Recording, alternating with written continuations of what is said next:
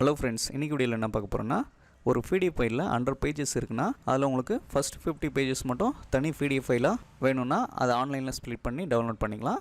So அதே மாதிரி உங்களுக்கு தேவையான பேஜஸ் எத்தனை வேணுமோ அத்தனை பேஜஸ் மட்டும் செலக்ட் பண்ணி அந்த பிடிஎஃப் ஃபைலை ஸ்ப்ளிட் பண்ணி டவுன்லோட் பண்ணிக்கலாம். ஸோ அது எப்படின்னு தான் இந்த வீடியோவில் பார்க்க போகிறோம். அதுக்கு முன்னாடி நம்ம Tamil to tech channel subscribe பண்ணாதுங்க. கீழே இருக்கக்கூடிய ரெட் கலர் சப்ஸ்கிரைப் பண்ண கிளிக் பண்ணி சப்ஸ்கிரைப் பண்ணிக்கோங்க. கூடவே பக்கத்தில் இருக்கக்கூடிய பெல் சிம்னு கிளிக் பண்ணிக்கோங்க.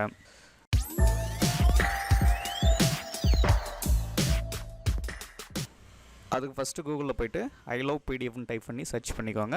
அதுக்கான வெப்சைட் முதலே வரும், ilovepdf.com. அந்த வெப்சைட்குள்ளே போயிருங்க. ஸோ இந்த வெப்சைட்குள்ளே வந்ததும் இங்கே செகண்ட் ஒன்றா இருக்கும், ஸ்ப்ளிட் பிடிஎஃப்னு. அதை கிளிக் பண்ணிக்கோங்க. இங்கே செலக்ட் பிடிஎஃப் ஃபைல்னு இருக்கும், அதை கிளிக் பண்ணிக்கோங்க. கிளிக் பண்ணிட்டு உங்களுடைய பிடிஎஃப் ஃபைலை வந்து செலக்ட் பண்ணிக்கோங்க. பிடிஎஃப் ஃபைலை செலக்ட் பண்ணிட்டு ஓப்பன் கொடுத்துவாங்க.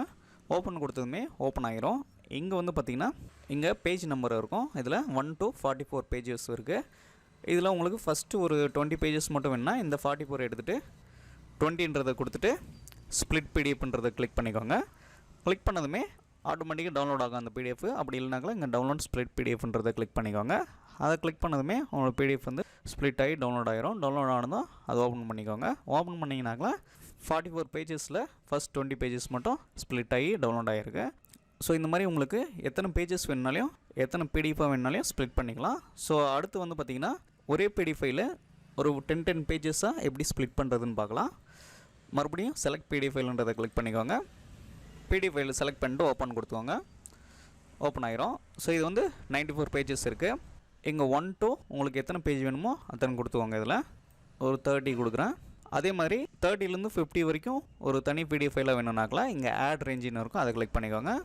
அதுவே ஆட்டோமேட்டிக்காக வந்துடும் 31 to 94ன்னு. ஸோ உங்களுக்கு 50 வரைக்கும் போதுன்னா இந்த இடத்துல 50 கொடுத்துக்கோங்க. அதுக்கடுத்து ஆட் ரேஞ்சுன்றதை கொடுத்துக்கோங்க. 51லேருந்து 94 இருக்குது. ஸோ எனக்கு ஒரு 70 வரைக்கும் போதுனாக்கில் 70 கொடுத்துக்கோங்க. இதே மாதிரி ஆட் ரேஞ்சு கொடுத்து உங்களுக்கு எத்தனை பேஜஸ் வேணுனாலையும் ஸ்ப்ளிட் பண்ணிக்கலாம். ஸோ இந்த மாதிரி பேஜ் வைஸாக கொடுத்துட்டு லாஸ்ட்டாக அங்கே ஸ்ப்ளிட் பிடிஎஃப்ன்றதை கிளிக் பண்ணிக்கோங்க. ஸோ ப்ராசஸ் ஆகிட்டு அதுவே ஆட்டோமேட்டிக்காக டவுன்லோட் ஆகிரும். டவுன்லோட் ஆகலனா டவுன்லோட் ஸ்ப்ளிட் பிடிஎஃப்ன்றதை கிளிக் பண்ணிக்கோங்க. அதை கிளிக் பண்ணதுமே உங்களுக்கு ஜிப் ஃபைலை வந்து டவுன்லோட் ஆகிரும்.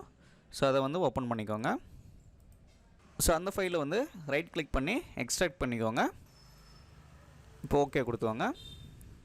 ஸோ எக்ஸ்ட்ராக்ட் பண்ணதுமே தனி ஃபோல்டர் வந்துடும். அந்த ஃபோல்டர் வந்து ஓப்பன் பண்ணிங்கனாக்கல ஸோ நீங்கள் கொடுத்த பேஜஸ்லாம் தனித்தனி பிடிஎஃபாக ஸ்ப்ளிட் ஆகி இதில் வந்திருக்கும். நீங்கள் ஒன்று ஒன்றா ஓப்பன் பண்ணி பார்த்துக்கலாம்.